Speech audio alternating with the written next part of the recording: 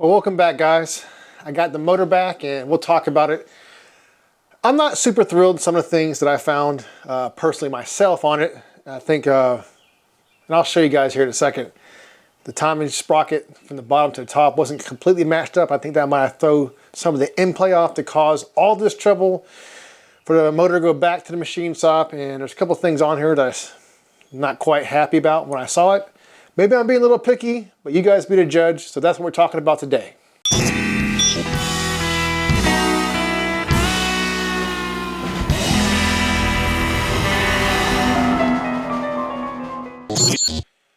All right, before I go any further in the video, it's funny to know I am not a motor building expert. Haven't gone to school for it. I've only messed with small block Chevys, the LT1, the Gen 1s. I have rebuilt motors before. I know how to check clearances, but besides that, I do not consider myself to be an expert at building motors. So what you're about to see, I'm not saying it's the right way, it's not the best way, but it is my way that I want to move forward. And that way I have no one but to blame but myself if it messes up. I didn't like the other ways that it was coming together with different parts, so I kind of rigged up my own part that I can pull out and check, and you'll see this later on. So just remember, I'm doing this my way to work through it and get it back in the S10, kind of tired of dealing with it. And I also made it so I can easily check this one part that gave me problems that killed the motor in the first place. So with that said, let's get back to it. All right, so first, 2 timing covers later, 2 adjustable buttons. I already took one of them, I sent them back to Amazon. This is one that I got from Advance. I'm not worried about it, it's only a $19 cover. I tried to bend it to work with that adjustable button, still wouldn't work. It was probably about, for the button on there, the clear, right here in the block, it was probably about 125 thousandths, and I tried bending the cover, was not happy with the end result. I thought it was going to leak, so I didn't go that route. So here, we're circling all the way back. If you saw my past videos, I modified this colloids cover because, you know, the machine shop had it, the button came apart, sent metal to the motor. That's why I went back to machine shop. So I said I'm not going to use any colloids buttons, quick buttons with this, because I'm scared they're going to come apart again. You know, it's whatever. You know, a lot of guys have got these things that work just fine, but once it happens once to you, I'm not going to go back down that route and try it again to ruin a whole nother motor. So if you saw my last videos in the past, I took this apart, I plugged it, and I'll show you guys here in a second, and I put a nylon button in there. But at least with this cover right here, with everything apart, I can now check in play. And there's one more thing I want to talk about this guy right here. So when I got the motor back for the machine shop, I was putting on one of those buttons. I had 2 buttons I was trying, 2 different covers. And I was looking at the chain, I was like, that chain doesn't look like it's quite lined up. So I pulled the chain off, put a ruler on there, and of course it was about, 10 thousandths from the bottom sprocket was right here and the top sprocket was in 10 thousandths. So all I can guess is, like, when it's running, that chain's gonna pull the cam out to compensate. So it's gonna wanna pull the whole cam and the cover, towards the cover, and the button's gonna hit the cover even harder. So whatever in play you had, it was pretty much being taken up when the motor was running. At least that's my guess. I talked to a couple of people and that's what they thought too. It's, on these guys right here, you have to be really careful when you're doing buttons because a lot of things can throw off your in play, and that was definitely one of them.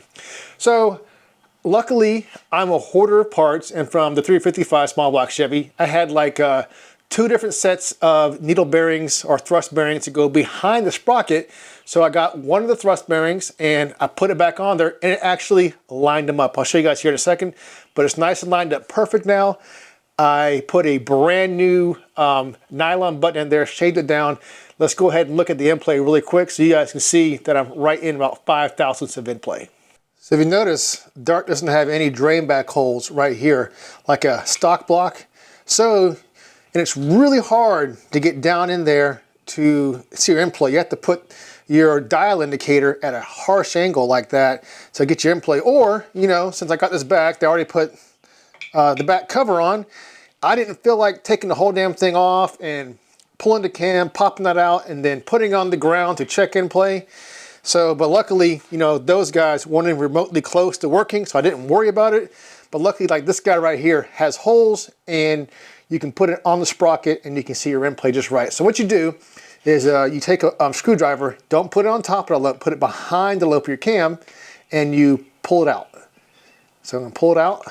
First, let's see where it's at real quick. Okay, so you can see right there. Right around like about 6/1000 of end play. So let's go ahead, find another lope right here that we can get on without scratching, which is right back here. We're just gonna push it back to 0. And you can see that we're right back there at 0. So that's our end play. Let me go ahead and just put it down so you can see it move. All right, so we're gonna see it just from this angle so I can show you guys. When I'm pushing the cam forward, it's gonna go past probably 6/1000. That's because there's no bolt right here. So when I push on it, it's just moving the cover because there's no bolt right here. I'm using that bolt hole to go onto the sprocket so I can get a really good reading on the end play. So let's go ahead and do that real quick. And of course, you wanna make sure you're on this side of the lope of the cam. You don't wanna scratch anything. So I'm going to push it forward. And if you look right there, we're just past 5, we're at 6/1000. Now I'm going to push it backwards and it should end up at 0. Alright, and yep, we're back at 0. So we got 6/1000 of end play on the cam. And of course, when you're setting up your end play, make sure that you have your gasket on there, because that's going to be extra clearance that you're going to need. You're going to need to factor all those factors in there. Make sure your gasket's on there. Make sure this is good and tight, because torque and everything will definitely affect your end play. So you want it to be as close to the motor running as possible. And like I said, what I'm using is nylon buttons. I'll take this off. I'm gonna take this whole thing off. I'll show you guys in a second. But in here, there's a nylon button. Let me show you what it looked like. I shaved it down substantially from this guy right here. That's a good thing about these. These are like $9 a pop. And I ordered like 3 more, so whenever I go through this motor again, like, you know, not go through it, but when I'm checking the valves and all that, I might as well just go ahead and pop this cover off, and then I can check the clearance in that bushing, because I'm about to take it out and measure it. I'm going to take that measurement, write it down, and that way when I pull it out and check it, I can see how much it's worn down if the end play is actually changing based off of that nylon button in there. And it's pretty easy. You just take these 4 bolts out, pop that off, you can pull it out. The only thing that's kind of a pain in the butt, you got to make sure you take your water pump off. But water pump off that, you can get to it in 15 minutes, so it's not that big of a deal. So here's the old head gaskets that I pulled off. These are 45/1000 compressed thickness. And here's the kicker. The only ones that I could find that wouldn't be here like October this year, that's right, October this year. We are going through a huge metal and raw material shortage here in the US.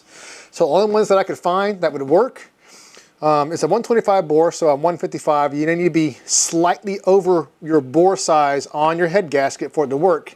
And these are only 45/1000 compressed. So it's about 5/1000 more, 5/1000 less clearance than that guy right there.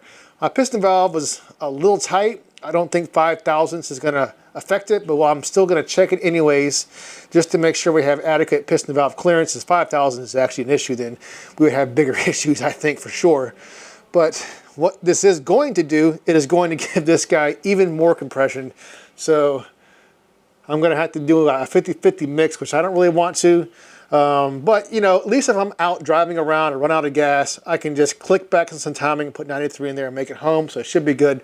Only thing that I'm going to hurt is just maybe a little bit of power on the bottom end with taking some timing out of the motor. But like I said, we have a huge raw material shortage here in the US. And if I wanted to get identical gaskets like that over there, which is 45/1000 compressed thickness, I would have been waiting until October from Cometic head gaskets. That's right, October. So luckily, I found these guys right here.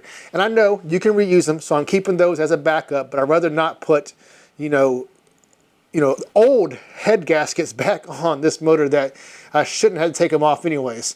So it will have probably a little more power with these head gaskets, which brings me to one more thing that I want to gripe about. And I'm probably being a little picky, guys. You guys be the judge. But if you look right there, when I got the motor back, I was like, man, are you serious? See this scratch right here? I can just barely catch it. Not very much, just barely catch it with my fingernail.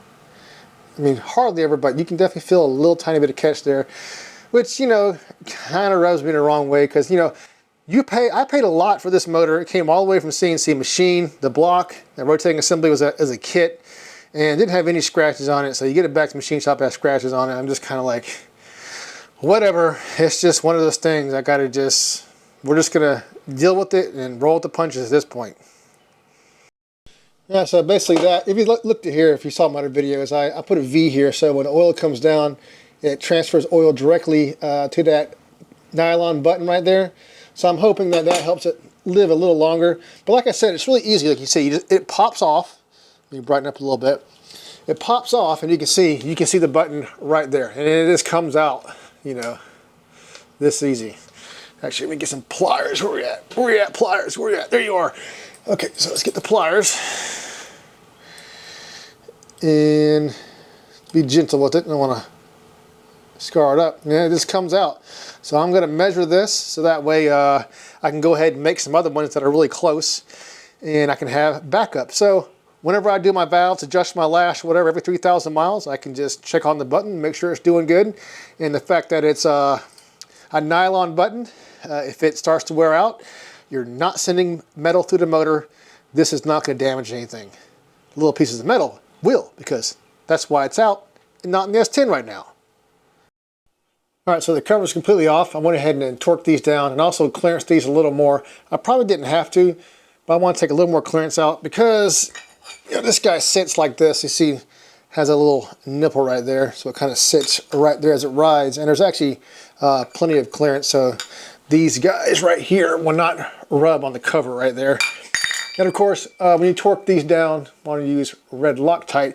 And if you're also wondering, you do need a adjustable timing set for this, which mine is. If you look right here, here's your dots. Normally you put these in, it's dot to dot. That's factory. Dot to dot, you don't mess with it. But this bottom sprocket right here is an adjustable sprocket. So right here is the original dot, and right here is where it is. And you see that it says A2. I'm not sure if you can see it. It's pretty close in there. Can you see it? Not sure, but it says A2 right here and then A4 right here. If you go on the other side of the circle, that is right here, go down, it'll be retard 2 and 4. So this cam has been advanced 2 degrees. Now, if you're wondering why is it black right there, I just put a Sharpie on there, and this is kind of domed out. So as this wears, I can see how big that metal wear line has been in there. So as it approaches out, I know that we got some wear going on in this button, and it's time to replace it. Hopefully I don't have to, it wears just fine, but I'm just doing that so that way I have some indication how much wear is happening to this, because it's really hard to you know, measure it. While it's in the block, I can just pull it out. This doesn't look that bad. Then I know I'm probably not going to pull it out, but if I see a bunch of wear here in the middle, it's kind of approaching out, then I know I need to check the button. Well, it is all buttoned up, and when I torqued these down, I stuck the dial indicator back on there one more time, and I checked, and indeed, even though everything torqued down, it still has 6 thousandths of clearance.